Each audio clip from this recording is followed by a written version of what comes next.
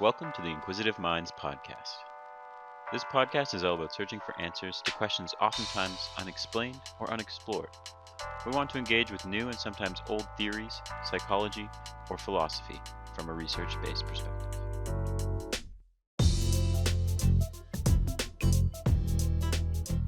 We hold these truths to be self evident that all men are created equal, that they are endowed by their Creator with certain unalienable rights, that among these are life, liberty, and the pursuit of happiness. Now, you may recognize this quote from the Declaration of Independence of the United States of America. It mentions liberty, but not equality. It values opportunity and freedom over assured equality for all. Today, this is our topic. Should it imply equality, or is its implied equality of opportunity enough? There has been a debate about how a country or society should be organized. Should it value liberty? Because if it does, it's likely that it will suffer from high levels of inequality. But what if it values equality? Well, it will almost certainly suffer from loss of liberty. Today, this is our topic. How can a society strike a balance between liberty and equality?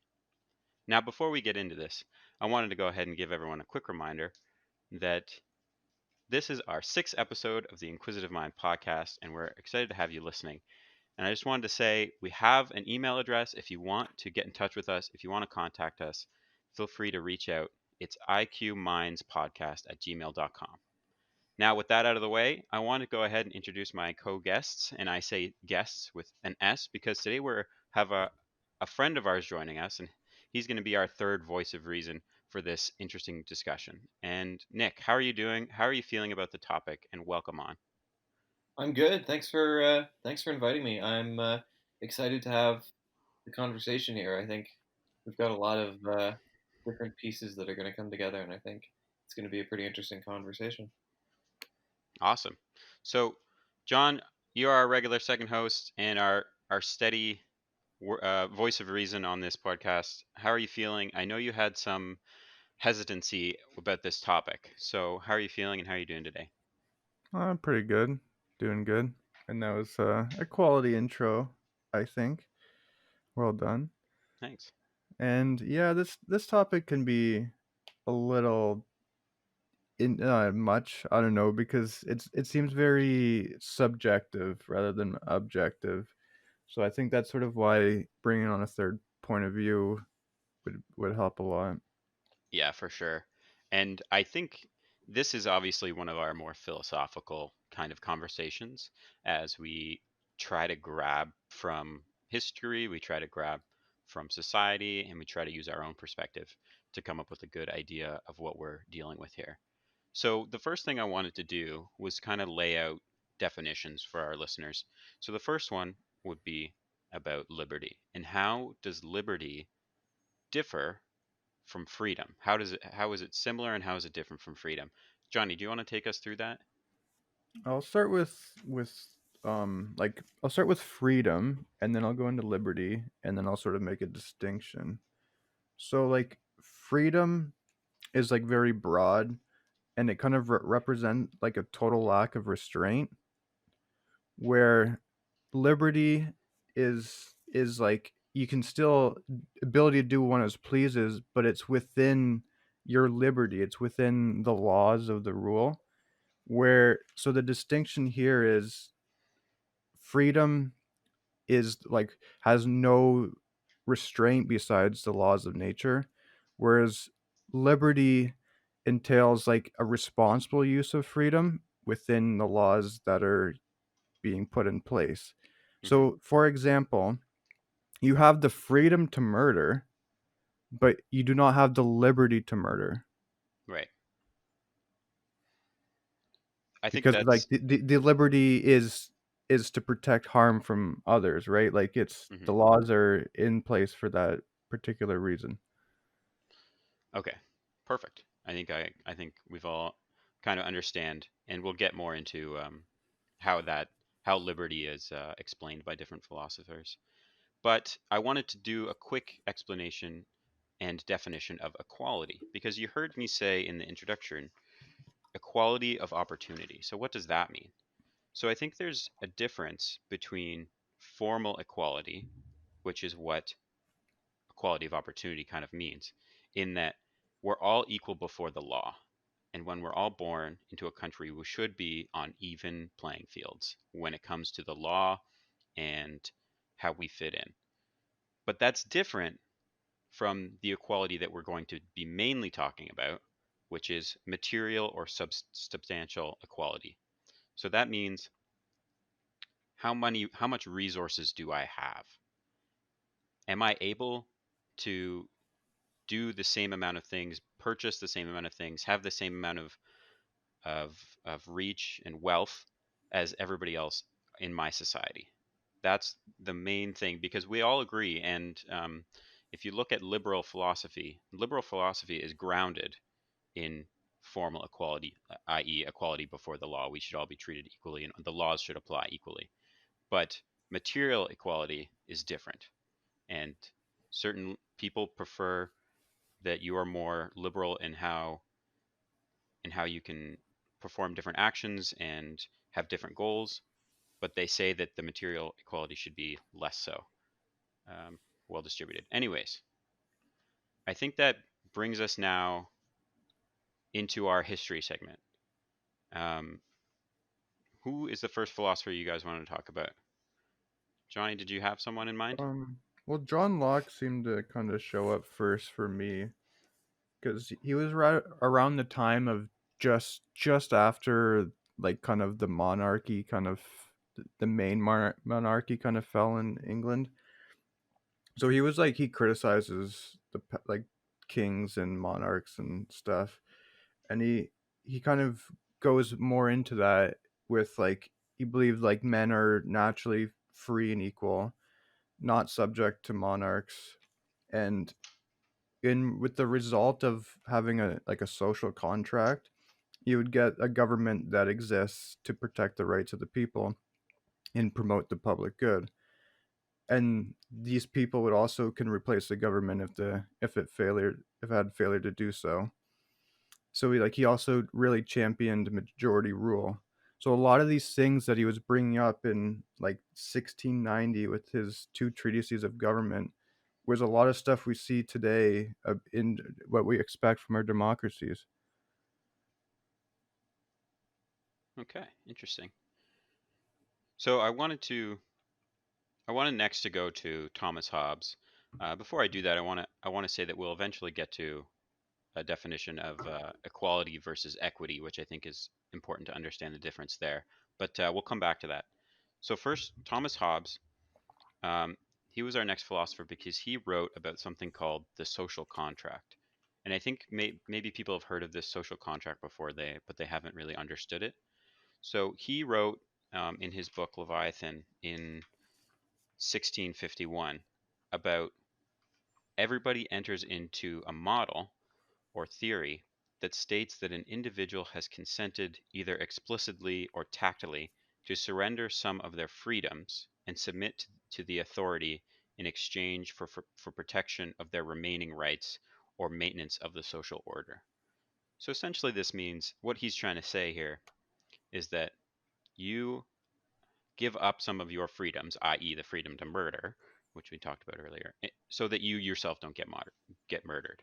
And you give up those rights to the state or the government, and they are ensured that you are protected. So in that way, you lose some of your rights and freedoms, but everything is maintained in a social order, and we all hypothetically sign this contract. Mm-hmm. Um, and that's a guiding principle for a lot of different sort of philosophies, and it's something that's very prevalent today as well. So after Thomas Hobbes, we had someone named J.S. Mills or John Stuart Mills. Johnny, what did you have to say about him? um, well, I know he was a big advocate for utilitarianism, which I tend to like a lot. Sort of like action is good if it positively affects like the general happiness to all. Hmm. Um, he liked he was kind of more on the free side in terms of like you know what's best for yourself. Like you personally had the final judgment. So like all error which is likely to commit against any advice or warning outweigh the evil of allowing others to constrain him to what they deem is good for him, Right. which is like you see that I don't know, I think I see that a lot brought up. Like it kind of makes sense, like you know what's best for yourself, not what somebody else thinks. Yeah.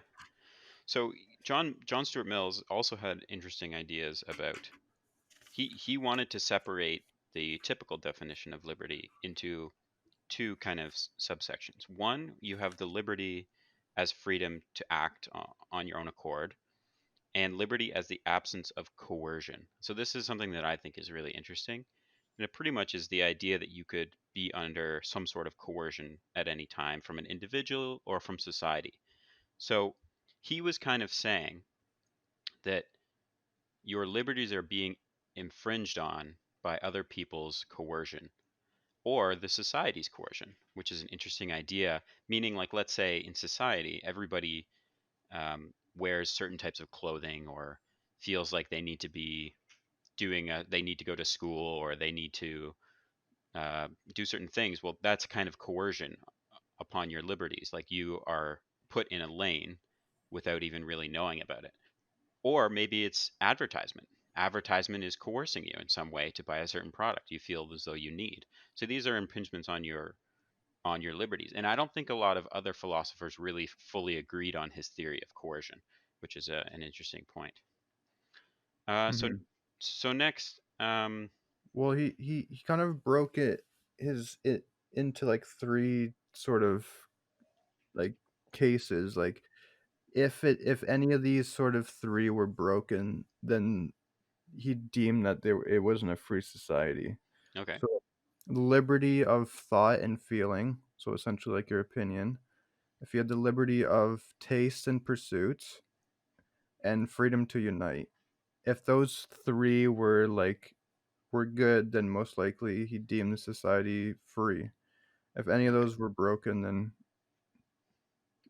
you kind of lost your liberty. okay, yeah, that makes sense. Yeah, that's interesting. I think I think the last one is interesting. The ability to unite, meaning that you come together in a group or a surrounding. Is that what he means, or was it more vague than that? It the way I had written it was vague, but I think what you were kind of insinuating is kind of what he was making a point of, sort of like kind of like to protest. I would it would be the way I would interpret it, like kind of unite in terms of if enough people like disagreed with a certain thing, right?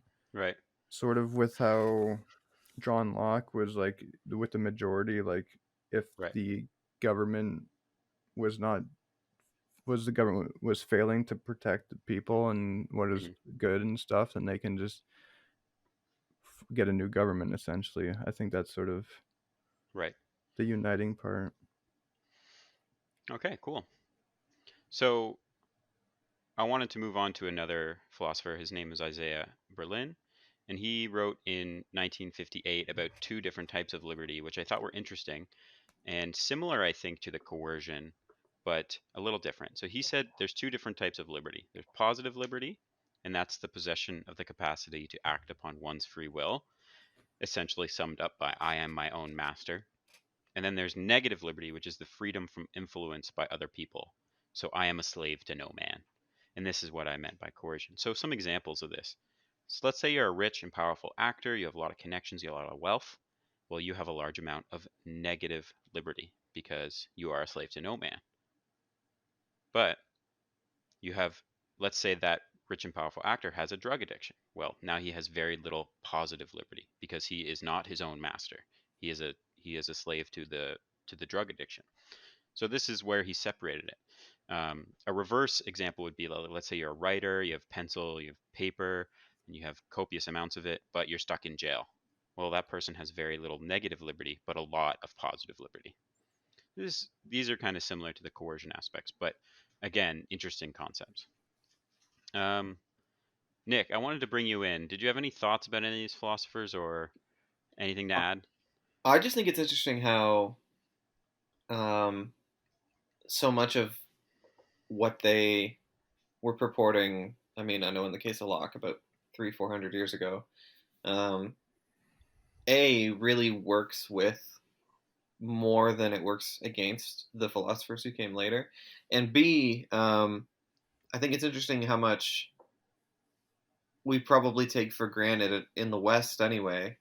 Um, Certainly, recording here in Canada, like listening to what we've heard about J.S. Mill and John Locke, and uh, I mean, I don't know. We can't say they're right or they're wrong, but it certainly seems to me that we live in a society governed by these ideas, right? Whether we're talking social contract, whether we're talking, um, you know, the different levels of liberty. I mean, we can look at Isaiah uh, all we like the Canadian government's not going to go start quoting him or something. Hmm. Certainly, the U.S. government's not going to start probably quoting these philosophers, and yet they're the backbone of how we live. Yeah, Um, it's interesting.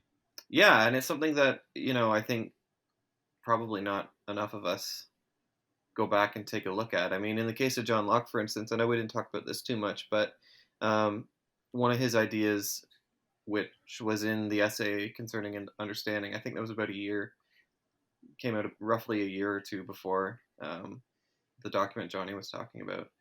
Um, he says we're all blank slates, right? And he wasn't the very first one to have that idea, but this idea that humans aren't born good or evil, combine that with the social contract idea, it's pretty amazing that whether we agree to it or not, you're born into a world, a society, a country in which you automatically have to give up something, right, in Yeah. order Mm-hmm. to reap the benefits um, of being a civilized people. And, and don't misconstrue this. I think that's the way to be. I think being a civilized, uh, I don't know, Yeah, yeah. is the No, for way to sure. be. I wouldn't say, oh, I don't know, maybe we shouldn't, Hmm. maybe we should just all go rogue. Like I'm not saying that, but it's just interesting that you've already given that up before you've even had any choice, right? And I mean, there Mm-hmm. are there are things we don't choose for ourselves anyway, right? We don't choose our own name. Certainly, the vast majority of us just stick with the name our parents gave us, right? Which was in a Hmm. way our first gift. But there's a lot of things we don't choose for ourselves when we're very very very young. Yeah, And like that and the social contract piece is one of them. So Hmm. yes, especially like all the different types of equality we don't even get to choose. Like being discriminated against because like you're black, you didn't get to choose what skin color you came into the world as. Hmm. absolutely, and I think people would argue. I think the overwhelming um, population in the queer community would agree that they didn't choose to be gay, Mm-hmm. straight by down the Hmm. list, right? I know some claim it's a choice, but I think that's a pretty small group. Right. So That well that sort of segues into the next philosopher I wanted to talk about was John Rawls with his justice as fairness with um the veil of ignorance. So a veil of ignorance was like essentially a thought experiment to show how like how in unfair society can be. So I'll try to run through one that I liked a lot. Was it's kind of like a gamble, like you're playing the lottery. So to win the lottery, like the regular lottery today, it's like to win loads of money. It's like very very low chance, but it's sort of like a low risk. You'll just throw a few dollars, Right. and if you don't win, oh well, like you don't lose out on anything.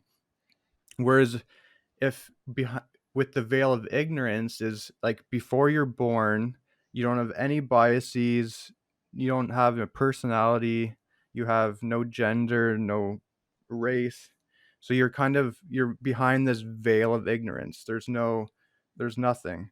Mhm. So you're like, like you're going in, you're viewing the world from a purely objective point of view, and it's a sort of like a lottery, like the same way. You're like, okay, well, I would like to have the most freedom, most equality, most liberty. And you're like, okay, well, I probably want to be like wealthy. I probably want to be a male. I probably want to be like straight and probably be white. That's sort of like the Yeah. like top of the crop, like you win. But it's such a low percentage. Whereas like you could be like a female, you could be born in poverty, have like a rough upbringing sort of thing. You could be like gay and like and black kind of thing. You have all these hardships that you have to deal with because it's just systemically not fair. Mhm. So like would you want to play this lottery where you have such a small chance of winning and such a high chance of losing, but it's not just like, oh well, I lost. You have to go through all these sort of repercussions. Right. You don't win. You don't not win a prize. You are consequenced with a long life of Yeah, so hardship. like Yeah. exactly. So like you'd when you're thinking of like an ideal society, you'd want as much fairness as possible. So you're like, okay, well I want all the low wealth, low people that are discriminated against. I want that to be fair. I want that to be risen up higher. Hmm. So the high percent chance is to be born into fairness around the middle, like whereas like you can still win, be like super high, but like losing isn't really that big of a deal. Yeah. It's the So the yeah, typical so bell it's curve. Yeah. exactly. So like there's no ceiling. You can be as wealthy as you want, whatever, but the floor is not like 8 basements down. It's sort of like floor 1. Like everyone's sort of at a good start point. Everyone Right. has equal opportunity, equal rights, like everything. And then from there you can live your life to how you want to, right? Hmm. And that's exactly how we're trying to build our society. And I think that's a good segue for me into not a philosopher so much as more of an economist, Milton Friedman. We bring him back on. We'd like to talk about him here on the podcast. But he wanted to build a society, right? That you're talking about, a society where everyone is equal. Well, not equal, but everyone has a fair chance when they're born. And his main political stance was that of libertarianism. Now, it's in the name, liberty, but um, how does that differ from current today liberals? We have in society we have liberals, which are more left leaning, and we have libertarians, which are more right leaning. And I think they differ in this regard. Pretty much, it's a debate over personal freedom. So liberals prefer freedom in personal matters. These are the left leaning, but they want more government control in the economics part of it. Whereas libertarians favor personal and economic freedom and oppose government interference in both. So they prefer the free market. So Milton Friedman was a heavy advocate for this right leaning sort of libertarianism. So much so that he wanted to remove government agencies such as the government, the agency, the Federal Drug Administrative Agency, the Environment Protection Agency in the United States, all these agencies that were kind of preventing the free market from doing anything that it wanted essentially. So he would always claim that the free market knows best, and if the company is doing something wrong, consumers will avoid buying from that company, and the company will either have to change or they'll go out of business. So this was an interesting. This is like this is how he built his society that favored liberty over equality, meaning there's no guaranteed equality from the government. But he thought that building a society that aims for equality before liberty will end up with neither. But if you have a Hmm. society that aims first for liberty, it will not end up with equality perfectly, but it will end up with a closer approach to equality than any other kind of system. So that was his idea. Um, Yeah, like Robert Nozick also kind of championed the same sort of idea with like mentioning that welfare was institutionalized theft, progressive tax was a form of forced labor. Like he wanted the state to be called a night watchman state, so it only was there to protect citizens and for transfer property. Everything else was a private business. Mm-hmm. Mm-hmm. And But just to clarify on progressive taxation, that means if you make more income, you're taxed higher, and if you make less, you're taxed less. Sorry, go on. and he treated like any sort of like rights was kind of property rights. So like whatever you wanted to do with your body would be sort of treated like property rights. Like you own it, you can do whatever, Mm-hmm. and So, no one could like override those rights. mhm. So Nick, I wanna get your opinion on this liberals versus libertarian kind of debate, and how do you think the society should be built from the beginning? Well, I think it's interesting listening to these philosophers talk about this idea that if you start with equality, you will probably not achieve either because we haven't really ever had like how would we know that? I mean, I'm not saying it's incorrect, but we've never had a real case study of a place that has started with equality. Um, no matter how far back in history you go, there's always a king or a lord Mm-hmm. or a slave owner or a slave master or so on, an emperor, whatever you want to call it. There's always someone in charge. There's always someone who's um, more equal than others, right? There's always someone who has a disproportionate amount of power. Mm-hmm. And even if you look at the supposed communist countries from in the 20th century, like the Soviet Union and Cuba, they're really not. They're still really not great examples. Um, you still have someone in charge. You still have a Stalin or a Castro or whoever, right? As long as you purport to have a government, you can't have full 100% equality across the board, and that's where something like communism fails, right?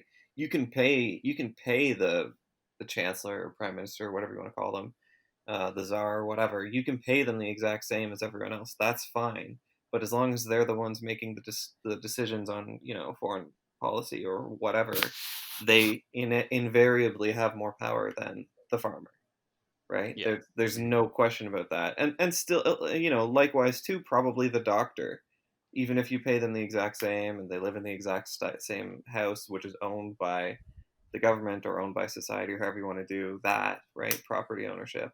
Um, that doctor still probably has more power day to day, right, Mm-hmm. than the shop owner or than the custodian or whatever. Yeah. Teachers have power. Doctors, nurses, like I said already, have power, um, and certainly the leader would. So it's just interesting to hear and sort of take a step back and think about these people hundreds of years ago, or not even that long ago in some instances, but um, just take a shot on that idea because we have no idea, right? Mm-hmm. I'm not saying they're wrong, but we have no idea. We've never actually given that a fair shake. The Soviet Union was not um, true communism in any sense. Certainly not how Karl Marx wrote it out. Cuba slightly closer, but still not really that close. I think Um, I think the issue though is when you kind of want to build something that is perfectly equal from the beginning. It's almost impossible, right? Because how do you establish that? It's hard to because people are different. And if you were to enforce equality, we would have to understand we would have to understand what everybody prioritizes. So you could say, wealth, everybody is equal in wealth. They all get the same amount of money, but like you said, some people prioritize power. So they would search out jobs that give them more power. Or if they don't want money and let's say they're all getting paid money, but some people feel unhappy because they want to have more liberties or more choice. Well, then now you have an unequal amount of liberty spread out amongst because some people feel like they're more at liberty to do things than others. And so that's why I think like it's really hard to build from equality first. And like you said, those countries that have tried, obviously there has been corruption involved, but I think the argument is that the idea in and of itself of starting from equality first is just not practical. It's not realistic, and it has all these shortcomings. And that's why all these libertarianisms will say, or even just people who are for democracies will say, liberty first, um, to build your society, and then hope to work on equality um, afterwards. I think Yeah. that's Oh, go on, John. one of like the distinctions we made in the beginning between like formal equality and substantial equality is like I don't think there will ever have full like substantial equality. I think that's sort of why we break it into formal equality and the Hmm. latter. With like with formal equality should be is what you should start with. Like everybody should have equal rights and opportunities, and then break it off from there because people are different, like you said. Hmm. It's just that it's hard to start your society with everyone gaining the same amount of material equality, um, because people have different ideas of what they want, and you would be kind of you'd be kind of enforce you'd end up enforcing equality, which would mean you'd be reducing people's um, happiness and self-respect in some sort of in some capacity, right? Uh, but anyways, yeah. So I think this is a good time to move on, and we wanted to get to some kind of case study ideas. So the first one that we had in mind was looking at happiness as another index of how you build a society, essentially. So when we are looking at happiness, we decided to look at the happiness report that goes out every year that looks at 150 different countries and ranks them from 1 to 150 on who is the happiest country. And how they do this essentially is they just do a survey. They send out a survey to the citizens within the country, and they fill out the survey, and they say, yes, I'm out of 10, I'm a 7, or out of 10, I'm a 4. And then they collect all those results and they make a list. But then after making the list, they figure out a way to determine what parts of the country is making people that happy. So have they break it down into 6 different sections. So, Johnny, do you remember what those sections are? Do you want to run us through them? GDP per capita, social support, healthy life expectancy, freedom to make life choices, generosity, perceptions of corruption, and dystopia. Right. So these are kind of the different factors that they evaluate the countries on. And what they're trying to do is trying to determine why the citizens within a country are as happy as they are. So, for example, if we look at the 2020 report, which is actually the data that they got from 2017 to 2019, Finland is number one. And in the 2019 report, Finland was also number one. And then in the 2018 report, Finland was number one again. So we kind of have this pattern, and we're trying to understand, um, as people who are trying to understand this whole liberty versus equality debate, we're trying to understand why Finland is number one and why Denmark and Switzerland and Iceland and these kind of Nordic countries are usually the happiest on this list. So we can look at their GDP. It's pretty high. We can look at their happiness, their social support. All these things are high. They have high trust. But what about how their society is laid out? What about how their government is laid out? Well, I did a little bit of a look at taxation. And if you're a libertarian, you really don't like taxation. If you think the government is taxing really high, that means that they have a hand in your pocket. They're preventing you from doing certain things with your money. They're reducing your liberty within the society because they're reducing your wealth. If you're a liberal, you like this idea. You like the idea of the government spending more money to help those who need it more, to distribute wealth. And so, how does that play into happiness? Well, Finland, Denmark, Sweden, they all have much higher income tax rates than Canada and the United States, which are a little bit lower on this list. The United States is 18th for happiness, Canada is 11th. So, I mean, still pretty high out of 150. But we take into the factor that there's higher life expectancy and better GDP and all these things within these first world countries. and we want to try to understand why Finland, Denmark are much happier. And I think it comes down to this idea of the government helping with equality, either through programs or different different spending, but essentially that they're taking more taxes so they can help more individuals. So, Johnny, what did you think about this happiness index? It's just like it just feels like the on the surface, it just feels like kind of the countries that are putting more time and effort sort of into more of the equality part, and at maybe at a cost you lose some of those liberties, but is that cost outweighed by how much happier all these countries are? Um, One of the things I noticed a lot, they mentioned a lot, was how important trust was. I feel like these citizens in these countries must trust their government a lot in order for their government to have such like a strong power. Hmm. Like, so individuals with higher levels of interpersonal trust, so like trust with your peers and such, and the institutional trust of that, like the government's making the right choices and are for the people and stuff, that this trust significantly better than others fares better than others in several negative situations, including ill health, unemployment, low incomes, discrimination, family breakdown, and fears about the society of the safety of the streets. So living in a trusting social environment helps not only to support all individuals' lives directly, but also reduces the well-being costs of adversity. This provides the greatest gains to those in the most difficult circumstances, and thereby reduces well-being inequality. As our new evidence shows, to reduce well-being inequality also improves average life evaluations. So when there's a higher trust, the negative effects don't feel as bad.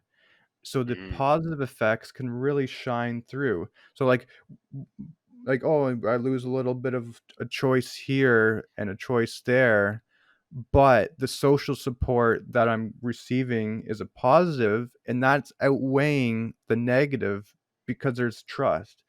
Like, okay, I'll lose here, but I know this is best for what's best for everybody. Hmm. And another point on sort of on well-being inequality and how important that is, this it suggests that people do care about the well-being of others, so that the efforts to reduce the inequality of happiness are likely to raise happiness for all, especially those at the bottom end of the well-being distribution. Hmm. Second, as we showed in our analysis of the buffering effects of trust, anything that can increase social and institutional trust produces especially large benefits for those subject to various forms of hardship. So it's like coming back to my thought experiment. If you're raising this bottom up, like you're closing the gap on this well-being inequality as well. It affects happiness for all. Hmm. So like the people near the top are also benefiting when everybody's benefiting. It's not just only the bottom are benefiting. Hmm. And that's sort of almost a difference between equity and equality. Hmm. Whereas equity is kind of bringing only the lower up and not benefiting the rest. Whereas, like, if you ha- increase equality enough, it'll bring everybody up. Hmm. Yeah, I was gonna say, when you're building that country that you want, you have to decide, I guess, if we want a bit more of equality. Well, we're searching for happiness as the overall goal, but that means you have to reduce some liberties to do so. So it depends on how you want to build your society. Maybe a society actually prioritizes liberty over happiness. So, Nick, did you have any thoughts about this happiness kind of conversation we're having? I was just gonna say right back into just jumping in right exactly where you guys were just talking, especially John. Um, it talking about the happiness in Finland and the great social services that they have there. Generally, most people are very happy, but in Ontario, probably in all of Canada, but I'll just say in Ontario for sure, our welfare systems are nowhere near that level, right? And I'm talking literally like welfare, like Ontario Works, which is something like $500-600 a month, something like that right now. I think it depends on a few different circumstances. Um, right now, we've got a system where, and I know a handful of people who are or have been in receipt of Ontario Works, which is our welfare system here. They are generally not very happy. They don't really like the system. It doesn't pay out very much. It's tough to live on, right? I Hmm. don't. I certainly wouldn't blame anyone for being dissatisfied with that amount of money, that income. Like that's, Hmm. you can't really afford anything more than maybe a room in a house kind of thing. Um, and at the same time, we've got people who are not in receipt of Ontario Works. Not everybody, obviously. It doesn't bother me. I assume it doesn't bother you. But there's a lot of people out there who are actually quite resentful, right? And see welfare as this like thing for lazy bums and get a job and blah blah blah blah blah. When that's not really what it is, or at least certainly not in the overwhelming um, percentage of people who are on welfare, is that they didn't have a choice, right? They end up out Hmm. of work or in some extreme circumstance that obviously nobody wants. I'm sure there are a very small number of people out there who do take it up for just that reason, but not enough to warrant that opinion by average people, right? Hmm. Mhm. So right now we've got a system where um, the two large groups, the large, very large group of people who, and again, not everybody, but enough to be noticeable, are unhappy with the way that social program works because they view it as something for lazy people or something. Hmm. And also, you've got the people who are actually receiving it who are dissatisfied because it's tough to qualify, it's not nearly enough money, so on and so on. It inevitably puts you in poverty, no matter how you look at it. Hmm. And it's called Ontario Works. So you have to be in pursuit of a job.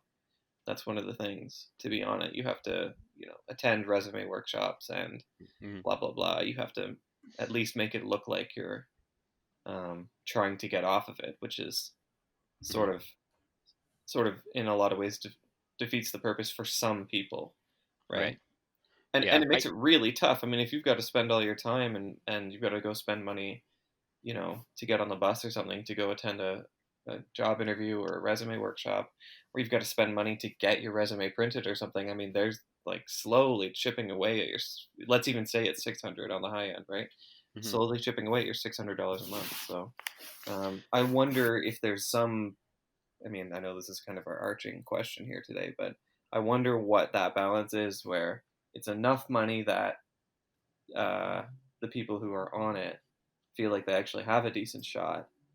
Um, but also, I wonder at what level what needs to be done to get the average Ontarian to hopefully stop viewing it as something for lazy people that's to be shamed, not to be Right. celebrated. I wonder if it's even possible at this point to get there in Ontario. I don't know. I think it is an interesting question because what you're saying is, well, we have this form of government that's instituted to kind of help and make everything a bit more equal for people who are down on their luck. Let's just use that term. But it's reducing liberties of others because it's taxing us more, right? And then you look at the happiness. Well, okay, well, if it's working and people are happy about it, well, then we should continue to institute this program. But as you're saying here, well, there's unhappiness and there's a bit of unrest about how the program is being instituted. People aren't getting enough money. People are resentful. So yeah, how do you strike the balance, right? And maybe it's the minutia of how the program is run, and there's different ways that you can change the value. But the libertarian would argue abolish it, like remove it completely, and let those people work and figure it out on their own. And the liberal would say, no, give it. You need to institute more money and more taxes, right? So I think this is where we are having our debate, and happiness is a big role in how we decide that, I think. But I think I want to move on a bit from this, unless you, John, do you have Well, anything to well, it's add? just like, well, happiness being like super subjective, but looking at like sort of this happiness research here, all the countries that sort of have this tuned up in terms of more focus on what we were just discussing all seem to be the more happier countries. Hmm. So it's like the farther away you are from libertarianism, the higher your entire country seems to be, Yeah. Well, like, as a whole. So, like, maybe in libertarianism, maybe the 1% is, like, absolutely thrilled, but it leaves everyone else in the dust. right. Whereas when there's a bit more government interaction, a lot more people are not left behind. Yeah, and I think the gap there is brought by what you were talking about earlier, the trust in the government. So if you don't trust the government, then you have unrest and unhappiness. Whereas if you do trust the Mhm. government, you have the higher highs, like you said, and lower lows. So from there, I think I wanted to move on because Nick wanted to bring up something interesting where a liberty was kind of revoked for an interesting reason. So Nick, what did you have for us? Yeah, so when you guys were approaching me about this, I one of the first things that came to mind uh, to me, and maybe it's just because I'm currently teaching history, or because it's just sometimes on my mind. Um, what I really thought about was the FLQ crisis in Canada in 1970, something that I think a lot of Canadians know about, at least a little bit about. But I consider it to be quite the case study um, of even if yes, it's a moment where equality and liberty really clashed in the public as concepts, but we've lost sight in about 50 years since of the controversy that came with it when Pierre Trudeau, that is, of course, Justin wasn't born yet, when Pierre Trudeau invoked the War Measures Act, took that extreme step. And we all remember the quote, "As Canadians, just watch me," right? Trudeau's on the steps of Parliament, I believe, in Ottawa, and I think it's a CBC reporter comes up to him and is grilling him, and um, everyone's anxious, A, because they're terrorists rounding up politicians in Quebec, and B, because Trudeau is promising to pretty much do whatever it takes to get them. And of course, and I'm going to read here just so I don't misquote the guy. He's asked how far he'll go with uh, any efforts to reduce civil liberty specifically, and he says, "Just watch me," right? And that's the quote we all know. We all remember that. But he actually didn't stop there. Usually the tape gets cut there, or the history teacher shuts it off there because that's the big ooh mic drop moment, right? Mm. Um, but he Yeah. goes on and he says, "I think that society must take every means at its disposal to defend itself against the emergence of a parallel power." And by parallel power, he means there was a big fear at the time that the FLQ was going to set up some sort of Quebec government, and that people like a shadow government basically, and that people would start following that instead of the Canadian government, and it would lead to separatism. Anyway, society Mm. must take every means at its disposal to defend itself against the emergence of a parallel power which defies the elected power in this country, and I think that goes to any distance. And then 4 days later, he invokes the War Measures Act. I think he woke the Governor General up at something like 4 o'clock in the morning to do it. Um, they round up 400 or so Quebecers who were separatists, or they were friends of separatists, or they happened to be around when separatists were being rounded up, thrown in jail for about 3 weeks. Makeshift jails, by the way, like not, you know, Right. 400 is a lot to have in jail at once. So they had these sort of cells just thrown up all over the place, treated pretty poorly for 3 weeks. And I mean, it's one of the great debates in Canadian history classes in most uh, universities that offer these kinds of courses is, should he have done it, right? On the one hand, Trudeau stripped a lot of people in Montreal of some of their basic fundamental rights, certainly some of their liberties, and we don't like that idea. No one likes that idea. I'm sure Pierre Trudeau didn't like that idea. Hmm. He later writes the Charter of Rights and Freedoms, and certainly in that document, he's really not for that idea. Um, but at the same time, he did catch the terrorists, and it turns out they were a pretty like small, like ragtag bunch of bandits. Um, and I think that's part of. I think the fact that the FLQ was so small. I mean, it's hardly, I think they were basically worried. They didn't know what ISIS was back then, obviously, but I think they were worried that they were dealing with something that we know now as the size of ISIS. But they were not. They were dealing with like literally maybe a dozen people who they caught, and when they caught it, it was over, and that was the end of it. Yeah. Right? Hmm. It like start to finish, it didn't take very long when they actually got down to it. But they were really worried at the time. Like they thought this was going to go really deep and go on for a really long time. And I mean, kidnapping and killing politicians is pretty extreme, so fair enough. Um, but yeah, Yeah. it's a great debate. Should he have done it? Was it the right thing to do? On the one hand, he caught them, and he dealt with it. 3 weeks is not too bad turnaround time, by the way. But at the same time, there's 400 people in Quebec and Montreal specifically who um, probably for about 3 weeks were not big fans of the government because they were thrown in jail for no reason.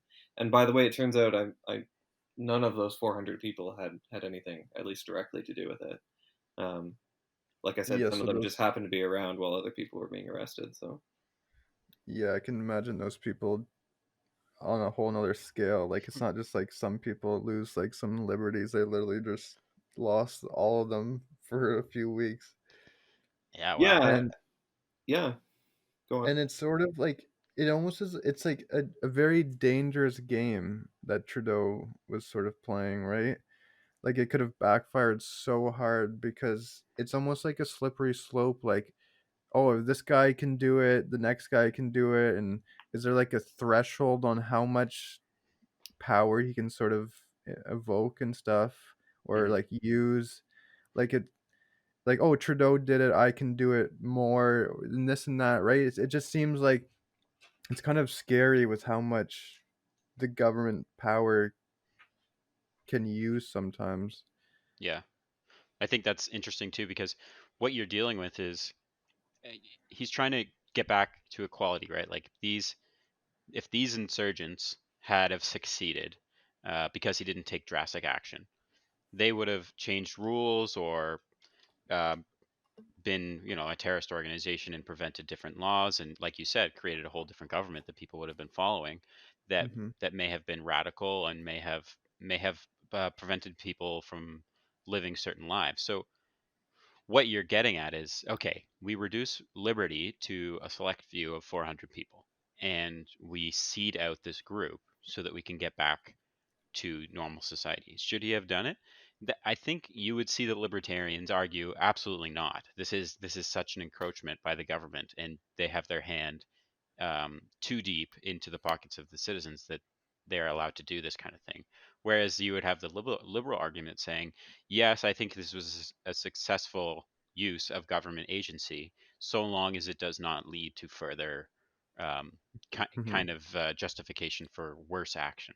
And that's the slippery slope you're kind of leading to. And I think this is important when it comes to like having a democracy, was if enough people disagreed with him doing that, we can just vote for a new government, right? Hmm. Whereas, say, like with China, if their government does something like this, And we're seeing that happen currently. and there's like people, tons of people against it, they can't just be like, okay, let's get a new government here. Hmm. That's why, Yeah, and that's where the libertarian would state again: start your society from a point of liberty, and then build towards equality. Don't start your government from a point of equality and build towards liberty. right. Just a point of note too, the War Measures Act had been used twice before, World War One, World War Two.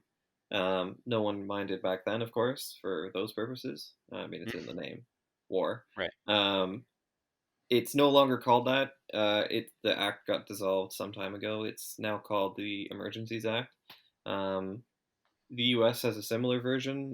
Don't know the exact title, but has something similar, that in times of emergency, the government can overreach past its generally right, expected um, arm length, and that's actually Trump used it uh, to get GM to make ventilators about 10 months ago or so now.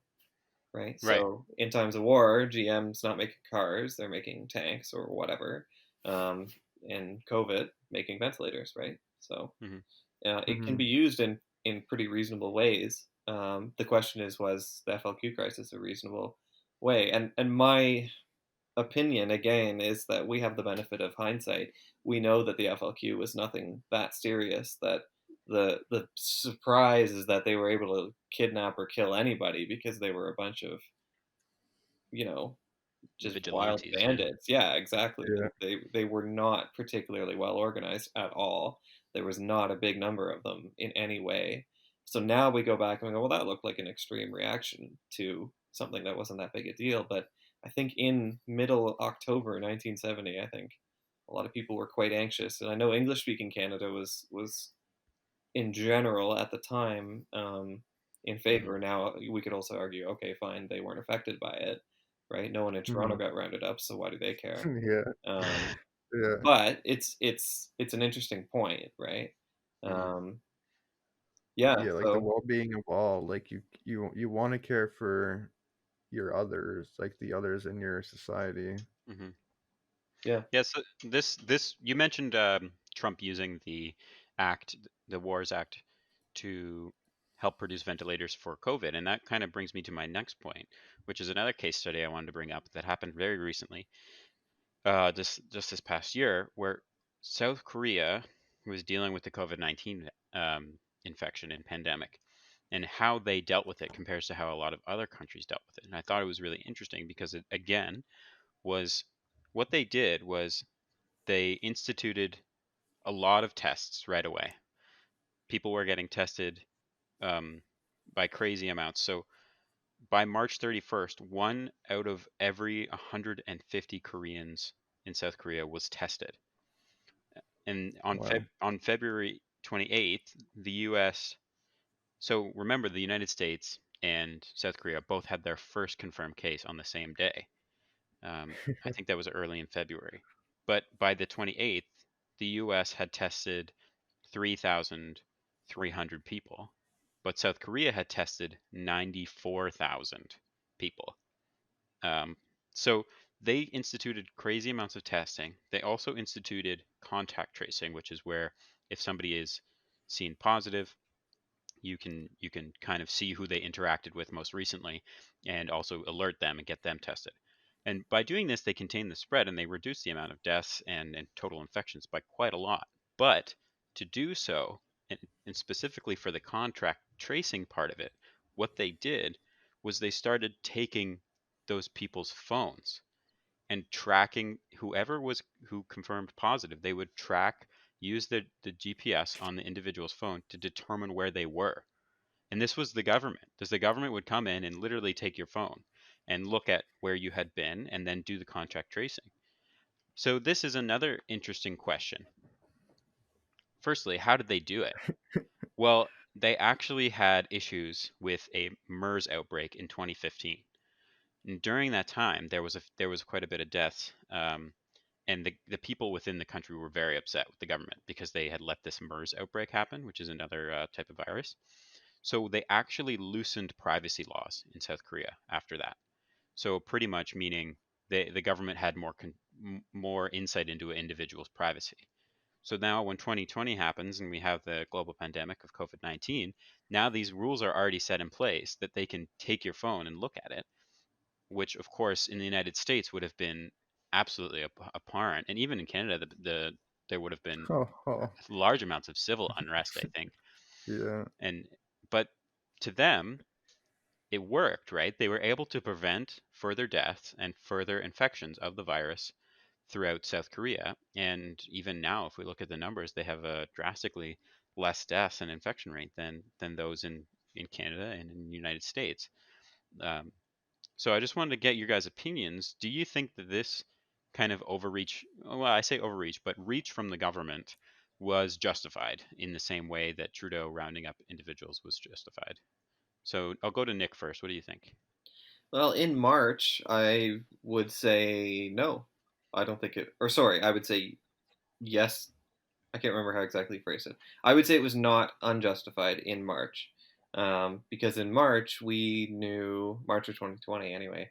We knew pretty little about COVID. governments weren't telling us to wear masks. Governments were telling us it wasn't airborne. Um, we now know that you should wear a mask and that it is definitely airborne. Um, Hmm. so in March of 2020, I think the government doing extreme things like forcing General Motors to make ventilators, or in South Korea forcing you to contact trace on your iPhone or whatever. I think that's what Pierre did. Basically, it's the equivalent, right? Now, if the South Korean government's doing it today, that might be different. I'm not trying to say COVID is not a big deal, but we know a lot more about it.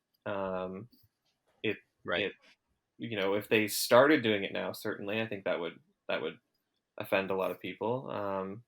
If they're continuing to do it, I'm not sure. That would be interesting. But I would say it's probably not necessary now. I hope it's not necessary now. Certainly, we're not doing it. I wouldn't say that we have it under control here, but But um, here's the thing though, is that in South Korea, these are the laws. They are allowed to, right, they loosened the laws in 2015, so they can potentially continue to do so. Continue to take, like they were taking the individual's phone numbers and their credit card numbers so that they could actually see where you had purchased things so that they could contact trace, yeah. My right? God, can you imagine? Could you Um, imagine, right? can you imagine Um, here? yeah. No, They were also that is, using footage uh, from different cameras around their country. I'm assuming that's like if you're, you've got highway cameras and stuff like that to like determine where you were going. Could you imagine that, right? I mean, Yeah. I think isn't that what Snowden got sent to Russia for? But I don't know. I was gonna say we live on the continent that felt the Edward Snowden um, Right. debacle or whatever in 2013, and there's still two strong sides there, which are not partisan. That's one of the interesting things. There's a big group of conservatives who want Edward Snowden pardoned and brought back to the U.S., and there's a equally big group of liberals who want him pardoned and brought back to the U.S. And then there's also large groups of both streams who Or against think that, he's a yeah. total traitor and criminal and blah blah blah, and he should be, whatever, not brought back at the very least. Hmm. Um, but yeah, we live on a continent, I would say, or at least Canada and the U.S. at the minimum. I can't speak for Mexico, um, who is relatively distrustful of the government, of any mhm, government, right? If the Ontario government or the federal government came for our phones, cell phones, for a travel history, most Canadians and probably even more Americans would be quite upset at that idea. So South Korea, Hmm. I don't know if you happen to know their stance on it, like whether the average South Korean how they felt about it, but my guess is that probably on average, just an estimate here, they were probably less upset by it. You know, the huge liberty idea uh, is is American, right? It was why they split away from Britain. Right. They mhm. fought Yeah. a good war over it. Or at least Um, Western idealism. But yeah, yes, well, yeah. it's trickled up here too. I mean, we didn't fight for our independence from Britain; we earned it. And it's been an awkward history for our country, but because we're so geographically and culturally linked to the US, especially in the last 75 years or so, basically since pop culture started to be a thing, right? Our kids watch their TV and we read their news and so on and so on. We've inherited a lot of those views as well in Canada. So Hmm. Yep. yeah, so it would offend a lot of Canadians. I don't.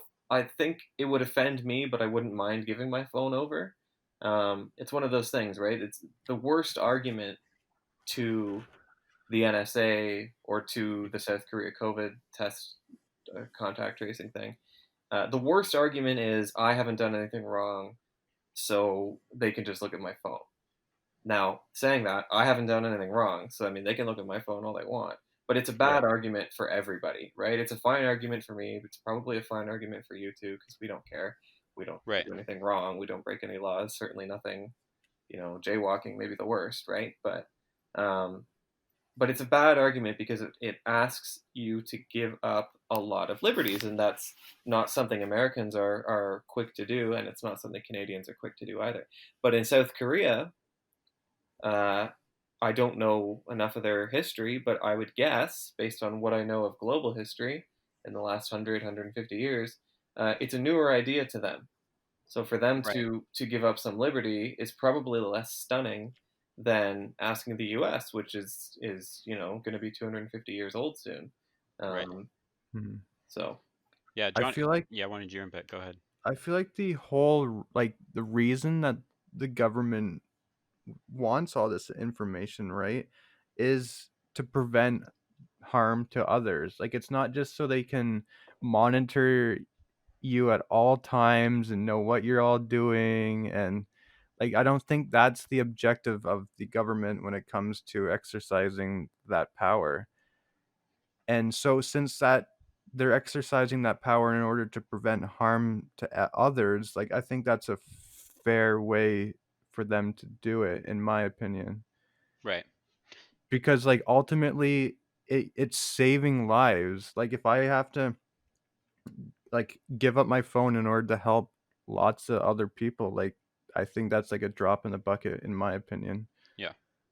Like I but if they're using it in malicious ways or other ways besides what their intended purpose is, then I think that's where I draw the line. Hmm.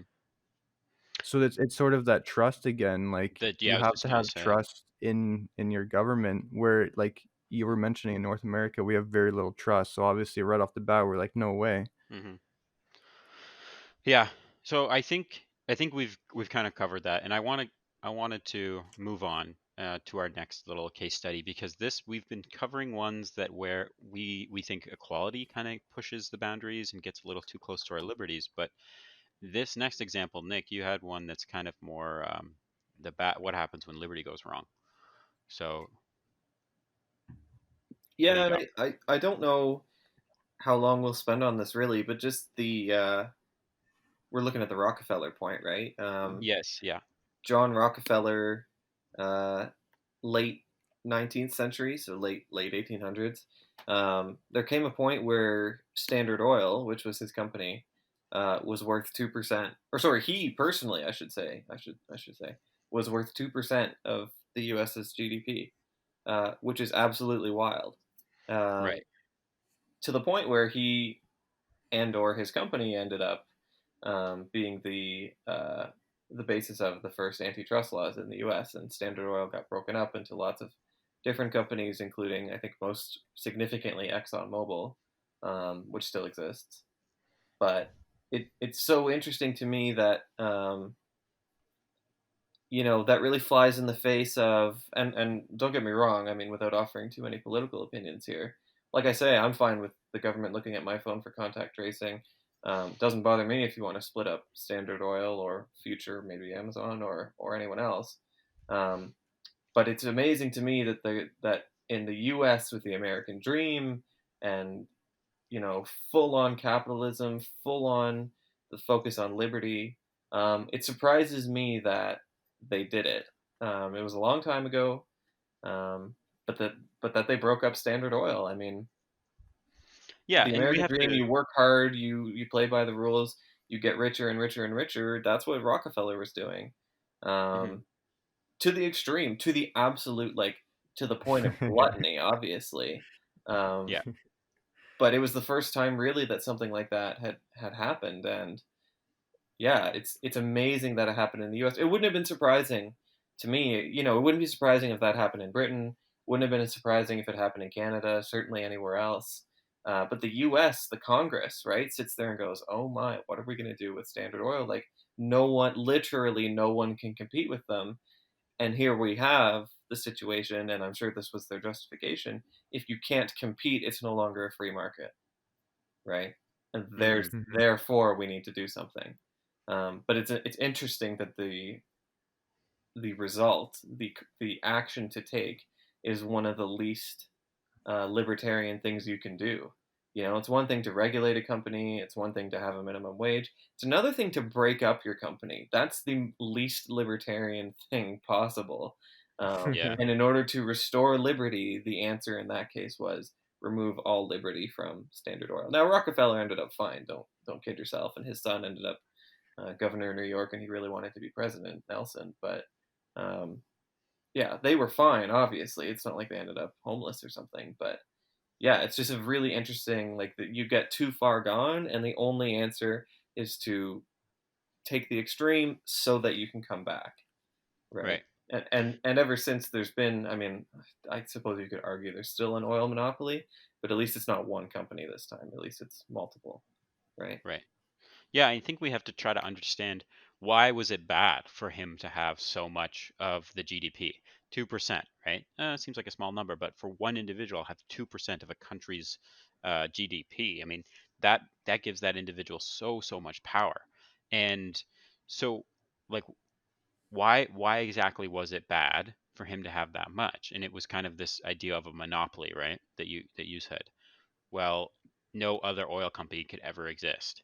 And in that regard, if you hold all of this oil, which is of course a very important resource to the rest of the country, you have now political sway, right? You can kind of say, well, I'm going to back this political individual and I want them. And if you don't vote for that person, somebody else gets voted in, the oil prices go up, right? And now the whole country is going to say we're voting for that person that Rockefeller wants, right? Like these kind of things are real. Um, so I think it was a good thing for that government to break them up. I mean, of course, it was probably pretty. I mean, it's groundbreaking for the United States to do something like that, but otherwise, you kind of have this weird government run Well, under the guise of an individual, right? yeah, like one of the definitions of like sort of inequality is like rights and opportunities, right? So like equal access to goods and services. When one company owns the entire monopoly of oil, like there's not an equal access if he can just deny one person because it's a private institution, right? Hmm. So it infringes on your main equality, your not your like Your formal material, equality, your formal equality, right? right? So it's showing the failures of libertarianism. There is, oh, the free market will work, but it works so hard in this one company that you're losing out on equality on so many other people. Hmm. Yeah. Did Nick? Do you have anything to add before Yeah, we move no, on? I think that's exactly the case. I think um, the free market, as great as it sounds, and as well as it does work on average, it leads to, if you leave it unchecked, it leads to Standard Oil, and Amazon is probably heading that way. I mean, um, at the moment, you Hmm. really can't compete with Amazon, right? You can't do what they do better. Um, a Mm-hmm. lot of us don't like Amazon. You know, I mean, there's lots of reasons not to like Amazon: environmental perspective, how they treat their employees, um, the fact that they're killing so many small businesses. And yet there remain many, many good reasons to shop there, right? They have almost everything. They get you stuff really, really fast. If it's the Hmm. slightly wrong thing, or it doesn't work well, or it's the wrong size, or whatever, they will take it back with almost always no questions asked. Um, it's quite convenient, but even above convenience, it's generally just simple and quick. And again, they have everything. That's, to me, that's the big one. I think a lot of people talk about Amazon and look at it as this thing of laziness. Like, people just like to order because they don't want to go anywhere. I think it's because Hmm. they have it. They have it. You can tell within 5 seconds if they can send it to you. I mean, the only way it gets Yeah. more convenient is if it came that day, right? And sometimes it does. Yeah, well, so, is Amazon going to head that way? I think I would already argue that you cannot compete with them. If a Hmm. company called, I don't know the name of another rainforest to name a website after, but if there was a company called Everest that came up and they purported to do the same thing, it would take them a very long time to buy that much distribution space and hire that many people and, stock that many products and Right. then have the agreements with UPS and Canada Post and USPS and whoever else. Yeah, Hmm. that's probably impossible to do at this point. Certainly, you wouldn't be able to do it tomorrow. So, Yeah. so I wonder how that's going to end, because I have a feeling if the U.S. And I should stand corrected. I said before it was Congress; it was actually the Supreme Court who ruled on Standard Oil. But if there was any case today about Amazon, um, you would end up with the Bernie Sanders in the U.S. saying, of course, they should be broken up, just like he said the banks, and of course, Standard Oil, he would have been in favor of that. But then you would have many on the Republican side saying, absolutely not, right? Rand Paul, who's probably the most libertarian Republican, would say, no way, right? Mm. It's doing exactly what it's supposed to be doing. Why would we do anything to them? And Um, yeah, I think this is interesting, especially when you bring up Amazon, because if you look at how it's affecting people's liberty, well, Amazon, of course, is affecting other companies from coming up, right? So it affects some individuals' liberties, but it's giving liberty to a bunch of other people. Now they're at liberty to purchase items that they probably wouldn't have been able to, or they are able to purchase them for less money, or they're able to have them shipped to them, and some people need shipping to their direct address because they can't purchase that item anywhere right. nearby, right? So now you're creating more liberty from this company, and I think Mm, to some people and less to others, but also it's making it like easier, right, for everyone to have these things. So in that regard, the libertarian would say, well, we've got the perfect system, right? This company, as though even though it has monopoly, it's providing for it's doing what it's supposed to, right? Yeah, yeah, like it's increasing liberty, but it's also reducing equality. Yeah. Like how there are millions of job loss. Like people are just not having their right for equal opportunity because Amazon kills so many jobs per year. sure. And I Yeah. mean, we can say the same thing about Spotify, right? And Apple Music and all the streaming. Before Spotify and Apple Music and whoever else, we had a system for music distribution that was bad for the consumer because you either had to spend the dollar on a song on iTunes or you had to go buy a CD. But either way, the artist got almost nothing of that. Um, so it was bad for the artist and it was bad for the consumer. The consumer has to spend $10 or they have to spend $15 or whatever on a CD. The artist gets almost nothing. Uh, 50 years ago, we had a system where hopefully the artist got more, but records were relatively expensive, relatively more expensive for the time. Nowadays, with Spotify, we have a system that's great for the consumer. It's awesome for the consumer, right? It's basically LimeWire on steroids. For the low cost of like $5 a month, you can have pretty much all music ever Forever. Yeah. known to man. But it's Yeah. even worse for the artist, right? But it's doing exactly what it's supposed to do. It's great for the consumer, and to me, that's something no one ever talks about when they talk about Spotify, right? We hear all the time how bad it is for the artist. Okay? And Paul McCartney doesn't need much more money anyway, so it's not the big groups that we're worried about for Worried that. about. Yeah. It's Hmm. the Yeah. little groups. And so we say to them, well, you have to go tour then to make any money. You don't make any money off your new album. You make money at the ticket bench and you make money at the merch bench and so on. But what if you don't want Yeah. to do that? Well, Yeah. too bad. You have to. You can't be a studio band, right? No one can do what the Beatles did in the second half of the 60s and just decide to not tour. You have to tour to live as a musician because Spotify, in particular, does not allow you the choice. So, what it's given in equality, and it's a low price, low cost of entry, $5 a month is very, very small for what you're getting there, right? $60 a year, and you get basically all music that's ever been released. Hmm. Um, but the liberty for the artist is diminished because now they have to play the game in a certain way. They are going to make almost literally nothing off any music they release. Um, they have to tour, but if they wanted to be a studio band, well, too bad. That's probably impossible now, right? Yeah. It Certainly to be a definitely studio band who anyone cares about. That's for sure. Go ahead, Johnny. it definitely makes me view ticket prices a lot differently because it's like before it was like, oh, I'm paying a lot to own the music. To go see them live, it shouldn't be super expensive either. But since I can listen to all their music for so cheap, they have to charge more for the tickets. So like it's kind of you're still the same kind of balancing in Hmm. terms of for the consumer. I think. So if like Yeah. like being like all those ticket prices are so high, but like in reality you're paying so little to listen to their music at all times. Like it just makes me think of it differently. Like I should be okay with paying a little more because I have so much access at my fingertips for so cheap. Yeah, I think this is to broaden the question.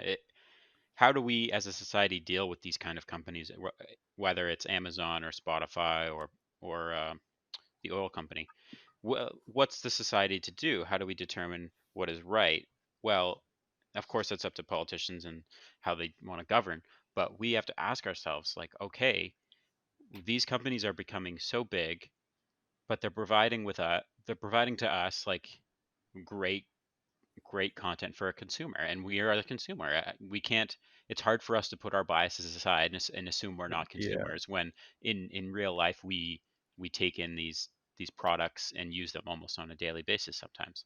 So what do we determine to be better? Liberty for the companies and less equality, or more equality, and how do we bring about more equality in these situations? Do we break up Spotify? Is that something you can do, or do we make it so Spotify has to, there's certain regulations where they have to pay the artists more per listen?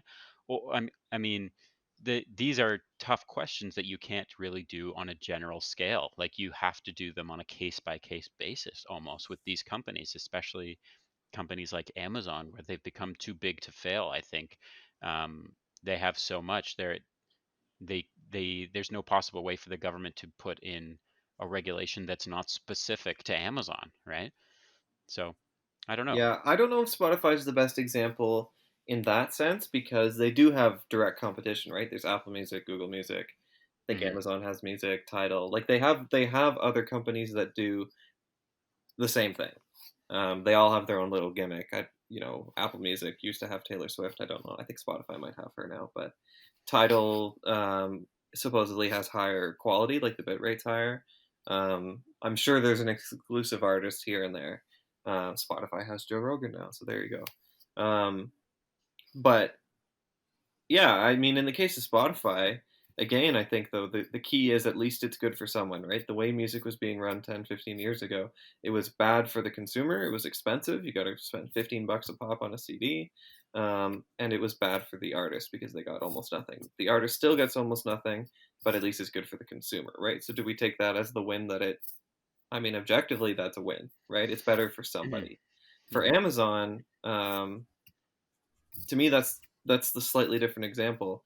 I mean, the big thing with Amazon, other than 2 day shipping, Prime, blah blah blah blah blah, is simply the fact that they offer just about everything um, available. And the way they do that, or one of the ways they do that, is the third party piece, right?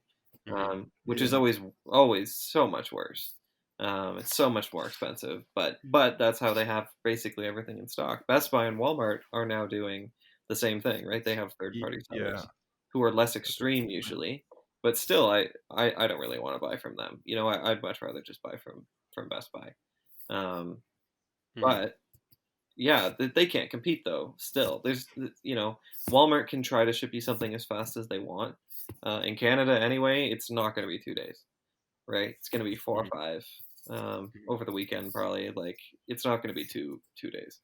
So, so I think, yeah, to me, Amazon is Standard Oil, and in about 5 or 10 years, I think it's going to be quite controversial because unless they start making poor business decisions, um, I think you're right, Peter. I think they're too big to fail in the sense that they'd have to be really, really, really dumb to fail.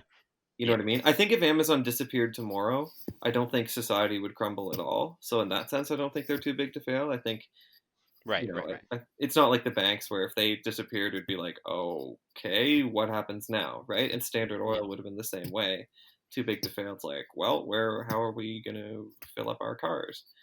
Right. Because Standard Oil was 1911. Like people had cars then, right? It wasn't, automobiles weren't as huge as they would come to be, but they were up and coming. Um, yeah, Right. Amazon's gonna head that way. So I just wanted to say this is probably a long roundabout way of saying I think Spotify is. I brought it up from the consumer perspective. I don't think it's analogous to Amazon.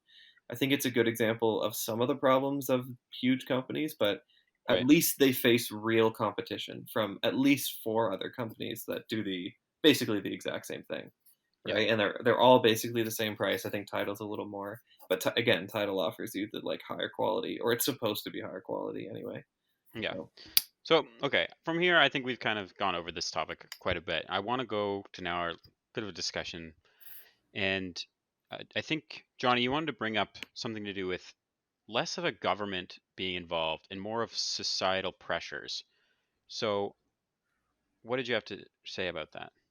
Well, one of the things I just been like sort of thinking about with just like different sort of scenarios and such, like that the government only really like dipped into stuff that directly harms everybody and sort of stays out of everything else.